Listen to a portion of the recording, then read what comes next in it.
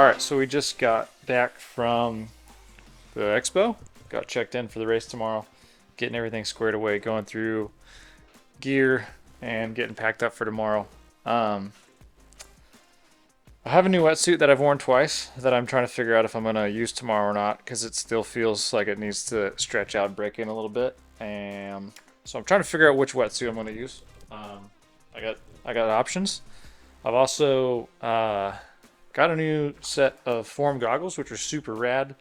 Um, that I mainly wanted for the swim straight feature, the little compass feature, which is awesome. They're like the first generation ones, but I've only used those once, so I don't think I'm gonna use those tomorrow either. I'm kind of debating on a lot of gear. I've also never raced this bike, so it's a lot of new gear tomorrow. So we're gonna get all this stuff packed up, dialed in, and have some dinner. Tomorrow's an early day. This is the first time we've had little man with us. Well, yeah, basically. We did Indian Wells last year, but he was like 2 weeks old, so he was just kind of like a bump on a log. He just kind of came along. So this will be a little bit different because he's a little bit older, a little bit more mobile. So we're gonna figure out tomorrow's game plan and get up nice and early and head off and race time. Finally race time. Finally race time. All right, let's go.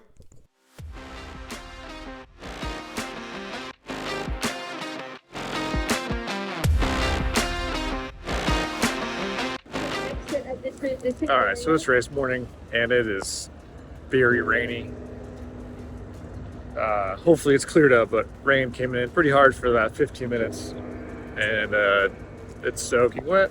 Transition areas. I had everything set up before the rain, and then the rain came through. So transition areas soaking, everything's wet. Everyone's in the same boat, but hopefully the rain's gonna hold off or clear up, depending on which way you look.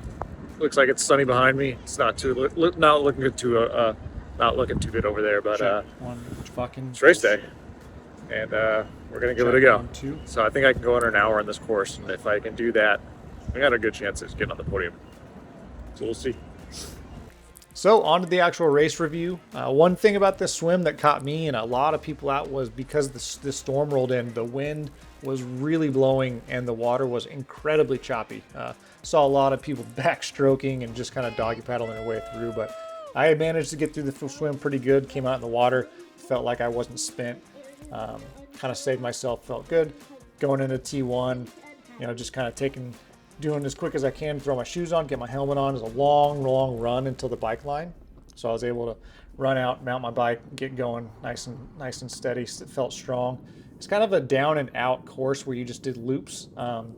The wind, you were going into the wind one way, and then the wind was at your back going the other direction. So it was a fun course, but definitely gets congested because you have an international distance and a sprint distance. The international is doing, I think, 4 laps, and the sprint's doing 2 laps. So it definitely gets congested. Going one way, they kind of have you crammed down to one lane right here. And then on the other side, it's a little bit annoying because there's like 3 lanes of traffic open to that side. So this direction gets super crowded. Had a little bit of a sketchy moment where I was coming up on some guys and just kind of got jammed up, coming into slower riders and had to basically jump into on the oncoming lane because I was either that or I was going to hit a huge pothole or the cone. So kind of was what it was. Honestly, it's probably kind of a little bit on me, being a little bit of aware, but no harm, no foul. One thing about triathlon, man, like this race, because it was windy and wet, this is that little moment where I had to jump across this guy kind of into the traffic. But one thing about this race that really highlighted triathletes, you guys got to work on your bike handling skills. I was mainly able to make up all my time on the bike, a lot of my time on the bike, because it was so windy and wet. You could tell people were just very uneasy and very uncomfortable on their bikes. I was able to make up a lot of time because I grew up racing motorcycles, dirt bikes, crits, mountain bikes, all of it. I'm very comfortable on a bike, and it showed in conditions like this, so I was able to make up a lot of time. So it's a pet peeve of mine, and just in general, triathletes, I think you guys, you spend too much time on Zwift and not enough time actually learning to ride your bike, and it shows on races like this. So I might make a video about it later. Coming into T2, I always, get my feet out of my shoes before I come into T2 so I can do a quick dismount. I don't do a flying mount. I don't have my shoes mounted on the bike when I mount the bike, but I do get my feet out and do kind of a flying dismount like this. I think it saves a lot of time, and especially in transition areas like this where it's a long transition area where you're really kind of running. I think it just helps, not running, not running on your cleats and running barefoot. So came into T2, hop off here real quick. Again, this is one of those things where it gets a little bit jammed up because people are always a bit weary. So, kind of jump past some people and keep on running into T2. Struggled with my helmet visor here. I don't know why. The magnets just didn't want to stick. I was really bumbling around with this. But quick transitions.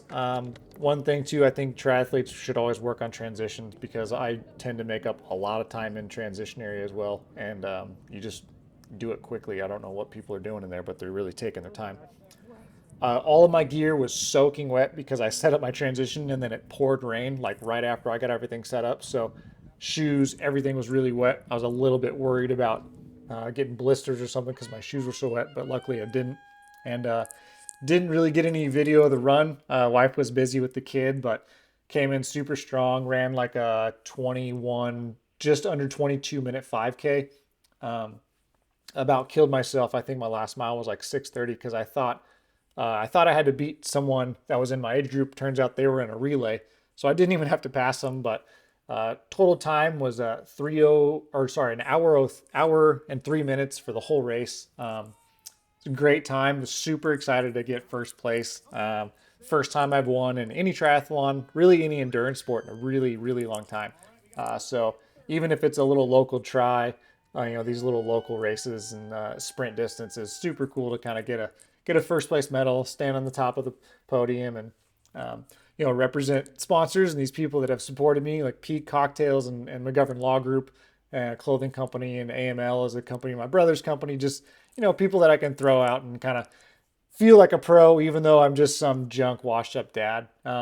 Walking back to the truck at the end of the day, man, I can't give enough credit to my wife, especially in a race like this where baby did not sleep good the night before. We were both up because he, of course, started teething the day before. So we didn't get good sleep.